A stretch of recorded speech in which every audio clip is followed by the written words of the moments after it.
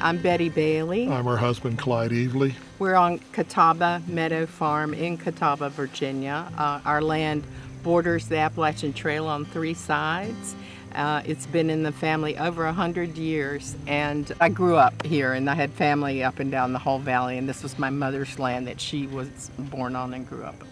We were fortunate enough to, when the last sibling of my mother's died, to be able to take over the farm's care, and we consider ourselves stewards of the land. So it was very important to us to keep the land in family as long as we could.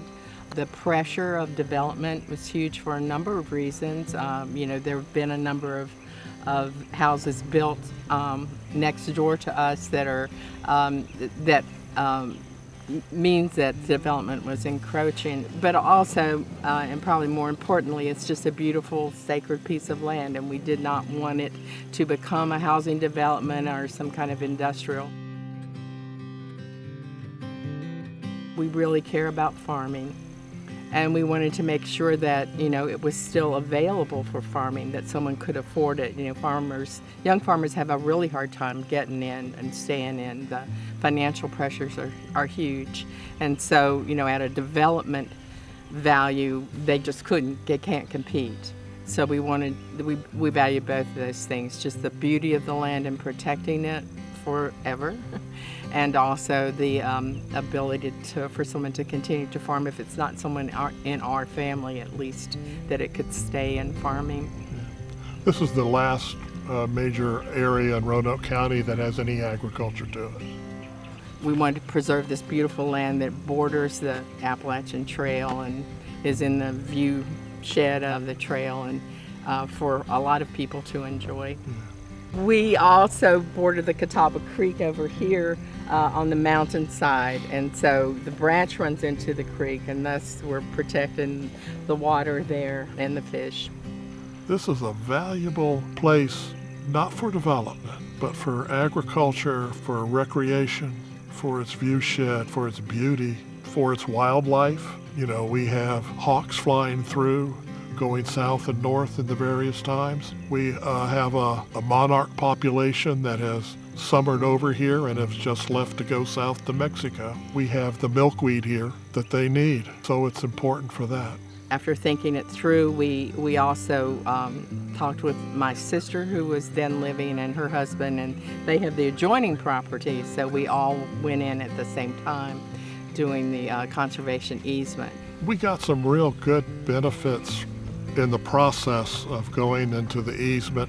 We got a well for the cattle, so that means the cattle didn't need to go down to the branch to drink, and so that kept the water a little bit clearer for Chesapeake Bay. It's really important to have an organization like Blue Ridge Land Conservancy that can help you walk through all the processes, that has relationships, for example. Someone whose main focus and job is how to preserve and conserve land, and particularly, in our case, farmland. The land itself is very special, and it should be preserved in perpetuity. I'm David Hurt. I'm a realtor. I'm a farmer. I run a grass-fed beef operation on some conservation easement land here. And this is where I grew up, in my family home place that's protected forever in a conservation easement. My family put this in a conservation easement. My aunt owned the property at the time, and she made a decision along with my parents to preserve this, to make sure it's going to be around as a farm for future generations. Our original home place was built in the early to mid-1800s. My father grew up here, in the 1940s. He was a kid and they were still farming with horses. He tells stories of, corn shucking parties and old-time farm lifestyle. And, I grew up with tractors and everything. My father worked in town. We still had cattle, still had a garden, still try to maintain an agricultural base on the land. My grandfather had a route in Roanoke selling honey and eggs and butter. And we grew wheat here, and now it's primarily cattle, but it's still food that's going into the local economy, feeding local people, and you can't have that without a local land base. And that's one of the things the Land Trust is doing, is help protect places where we can grow food. And we're kind of transitioning now where I'm keeping more cattle on the farm and expanding my grass-fed beef operation, and fortunately have grassland that's still available and protected to keep grazing and producing beef. I come from a family that really does have a strong conservation ethic, a stewardship ethic. The land was important, and my aunt particularly had a lot of discussions over years about what would happen to the place when she was gone. And this easement protects scenic resources. You can see the top of our property from the scenic overlook at Mill Mountain. You catch a glimpse of it on 581 as you come down and enter Roanoke and see the panoramic view of the mountains. Our land goes from the Roanoke River to the top of the mountain, so this easement protects a lot of scenic resources. It protects water quality by keeping the forest land intact, and that benefits everybody. So, even people who don't visit the land and may not think they use it directly, they benefit from all these easements that foster tourism, all of the benefits we get from bringing people to the valley. And one of the first things anyone will brag on would be the scenic views and the mountains around here. And if they're covered with houses staring down at you, it's not going to be the same. So again, people drive by all the time and say, wow, what a pretty place. And the fact is that that's a scenic resource, and that's a resource that benefits the public too, that's protected. We could sell it if we wanted to, but whoever ended up with the land is going to have to abide by the terms of the easement. So this whole farm's never going to be a subdivision. The forestry provisions in our easement prevent the entire mountain from being clear cut. Having a local land trust is critical. It was critical for our family to have a local resource, to have local people to help us through the process. And you are the guys that show up now to monitor the property, keep a relationship with the landowner. We feel like we're in partnership with the land trust.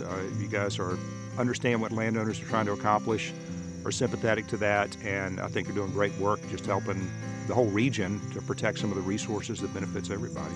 We really don't feel like we've given up anything, and just have the peace of mind that this land is still going to be protected when we're gone. I'm Hank Hubbard. My given name is Highland Thomas Hubbard III. I go by Hank. And I'm a Lynchburg native. Went away to college, and then after college worked for Aetna and another insurance company. But I was away for 43 years. And my first wife and I graduated from Dunbar High School here, so we were classmates. And were married for close to 50 years, and she unfortunately became ill. Part of our coming back here was because she was ill. We were in Florida trying to make a decision about what to do. And at one point we just turned to each other and said, let's go home. I wasn't one of the original family. My first wife was. And it was her sister, Carolyn, who also unfortunately passed away, who's married to the former fire chief of Lynchburg, William Anderson. They, as a couple, my wife and I as a couple, and then my wife's cousin, Vernon Davis, who's outside of Atlanta, Georgia. We are the three owners of the property. So now, because of the wives having died, William Anderson, Vernon Davis, and I, and now my new wife Ryan, are owners of the farm. My first wife's uncle was the only one at that point who was still alive from the original family. He was the son of the people who originally built that farmhouse. Said, hey, look, we're going to entrust you with this property, but with the proviso that you keep it in the family and that you don't destroy it, don't let it get overdeveloped and all that, And of course, we didn't know fully what that meant, except literally what they said, which is keeping the family. The ownership records go back into the late 1800s. I'm thinking in the 1890s, my first wife's grandfather, John Davis, and his brother Lewis, and then Mary Davis, were able to secure the property. And frankly, it looks as if it might have come from original slave owners, where you can see how property is just being passed, and almost as if to say, okay, you work the land, and we're going to allow you to quote unquote buy. A couple of months ago, I drove up the Pearlville Road going this way through through Gillfield, right? I could not believe, it used to be maybe like 40 homes and a couple of townhouse types of things. There must be at least 100 homes in there and maybe 20 townhouse development. It's fully developed, so you can just kind of feel, I hate to use the word encroachment because I don't own the universe, I just own this, right? So, but it does feel like you're being closed in by development, you know. Every time they can get a patch of land to develop, as you can see along Cottontown Road, they will develop it. Somewhere along the line came the notion of conservation easement. We found that to be probably about the best solution we could find to achieve the original objective, which is to keep it in the family. I think it's important from the standpoint of the fact that a lot of those black farm owners, landowners, probably at some point worked that land, you know, or their folks did before them, their predecessors, who were enslaved people, you know, and they might end up being sharecroppers or whatever on the same land that they used to work once they were freed. So it really has, in many places, not all places, but in many places, it has that strong historical significance, and it's obviously important that way.